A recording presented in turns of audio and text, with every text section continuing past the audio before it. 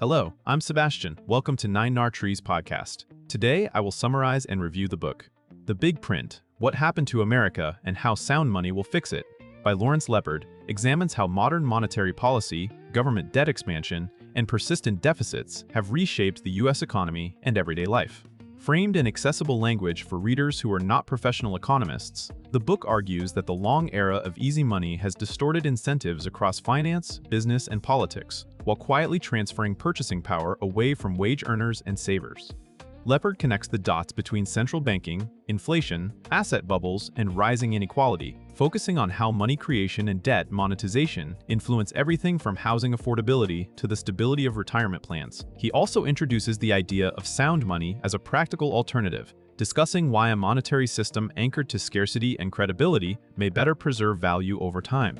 Rather than treating inflation as a one-time event, the book presents it as a structural outcome of policy choices and outlines what a different path could look like for households, investors, and the nation.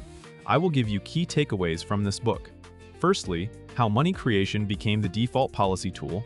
A central theme is that U.S. economic management increasingly relies on monetary expansion as the quickest way to smooth recessions, fund government commitments, and support financial markets. Lepard frames the shift as a historical process. Once a country normalizes larger deficits and higher debt loads, the political appetite for austerity fades, and the central bank becomes the buyer of last resort to keep borrowing costs contained.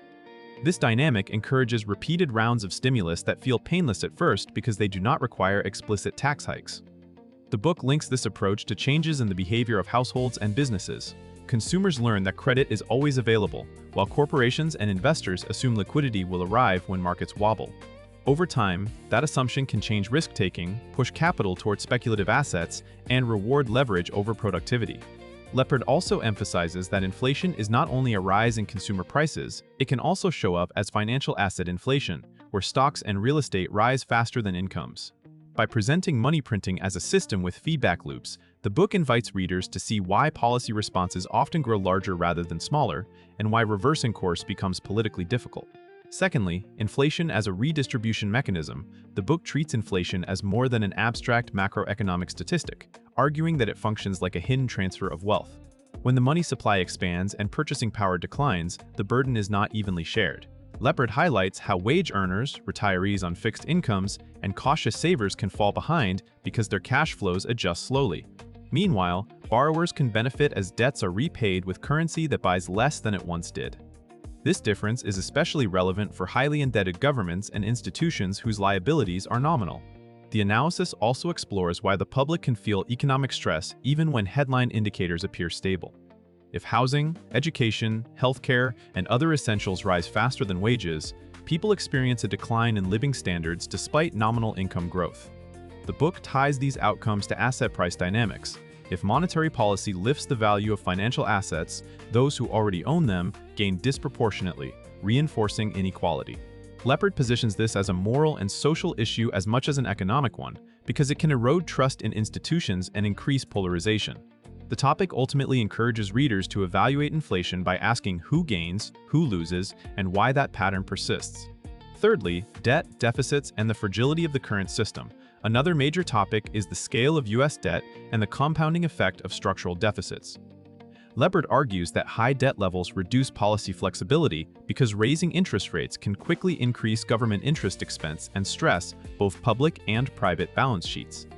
In such an environment, policymakers face a dilemma: allow rates to rise and risk recession, defaults, or market instability, or keep rates suppressed and accept ongoing currency debasement. The book explains how this trade-off can create a form of financial repression, where real returns on safe savings are negative, encouraging people to take more risk to maintain purchasing power.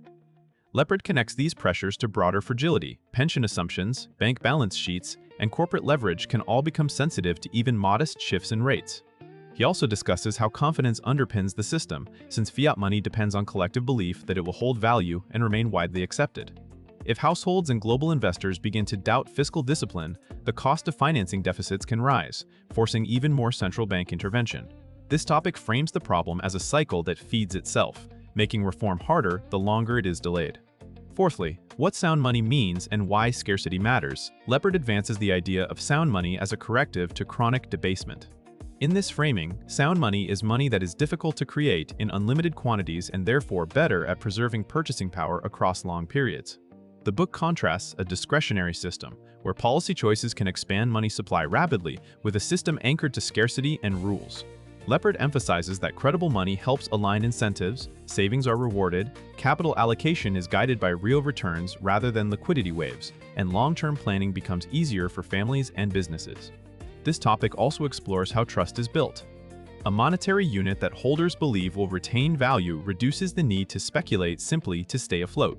While readers may associate sound money with historical examples like gold, the book also invites discussion about modern alternatives that aim to replicate scarcity and verifiability. The key argument is less about nostalgia and more about constraints. When money creation is constrained, governments must confront trade-offs more transparently, and society is less likely to drift into policies that appear free in the short run but expensive over time. Lepard presents sound money as a foundation for healthier growth, not merely an investment thesis. Lastly, practical implications for investors and everyday households beyond macro theory. The book speaks to how individuals can interpret policy signals and protect their financial well-being. Lepard encourages readers to think in terms of real returns, meaning returns after inflation, rather than being satisfied with nominal gains. In an environment where currency value may erode, holding large cash balances can carry an opportunity cost, while long-duration bonds can be vulnerable if inflation expectations rise.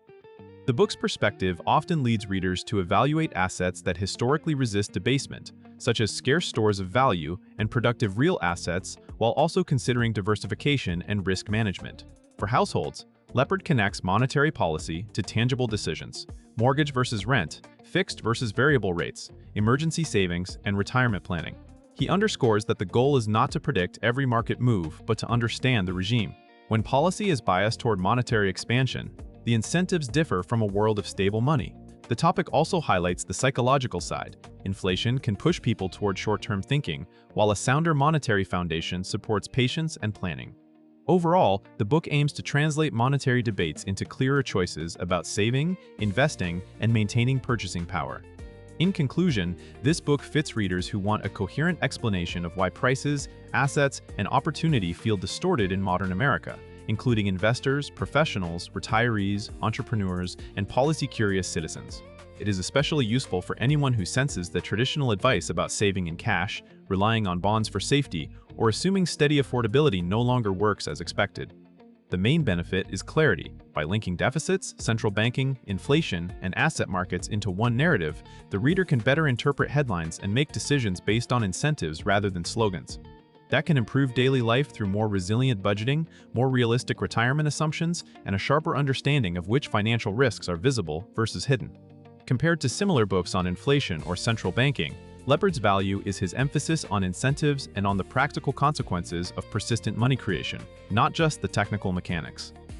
The argument for sound money is presented as a systemic solution rather than a niche preference, and the discussion naturally connects macro policy to portfolio construction and household planning.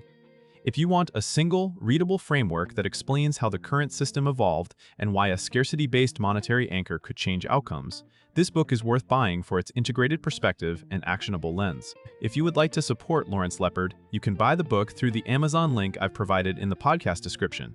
After reading the book, please let me know what you think and share your thoughts. See you around.